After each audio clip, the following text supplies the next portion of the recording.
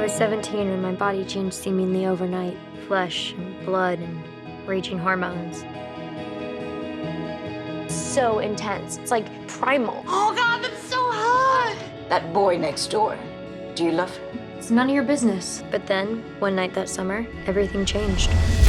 You have both repeatedly made entries in sort of coming-of-age stories, adolescent stories. What was it that drew the two of you together for this project? Long lost love. It's really a romantic story.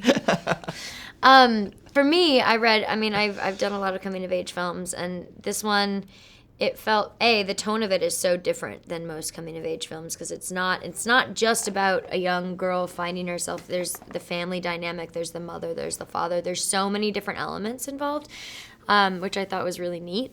And also, it explores not just, a lot of coming-of-age films are about falling in love for the first time and exclusively about that, or heartbreak for the first time and exclusively about that. This film really encompasses the entire teenage process, I feel like, and also the entire young woman process. Half the movie, she's a teenager, and then the other half of the movie, she's in university. And so I think that the big differences between those times is really interesting. I was 17 when my mother disappeared. One day she was there, cleaning, making dinner, and the next, she was gone.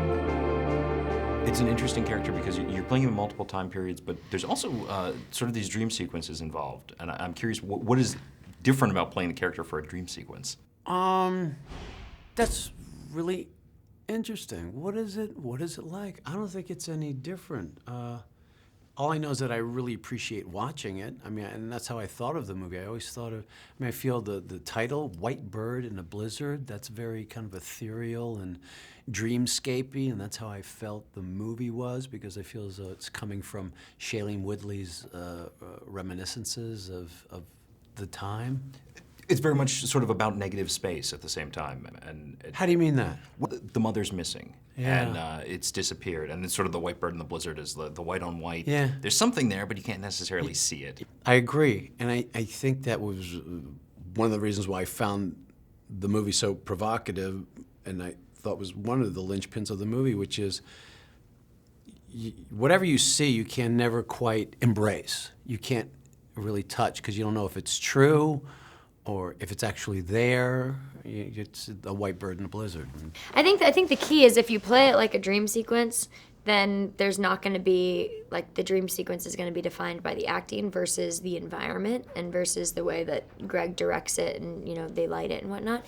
And so for me, it was bringing truth, because when you dream, you feel like that's actually real life, But also adding an extra element of tension, I suppose, because when you're in an anxious dream, or when you're stuck in an anxious dream, even though you're sleeping, I feel like your heart does race.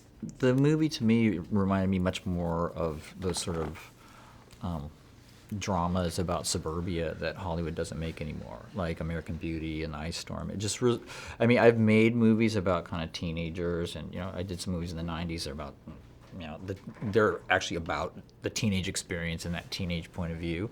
But this movie, to me, is like, Shay's character is 18 and 20 in the film, but it was really so much more about that family, her relationship with her mother, her relationship with her father, her parents' marriage, and just really that, the sort of dark underbelly of the American dream. That's kind of what really attracted me to the story. Mom? The beautiful woman she once was became a phantom wandering away in a snowstorm.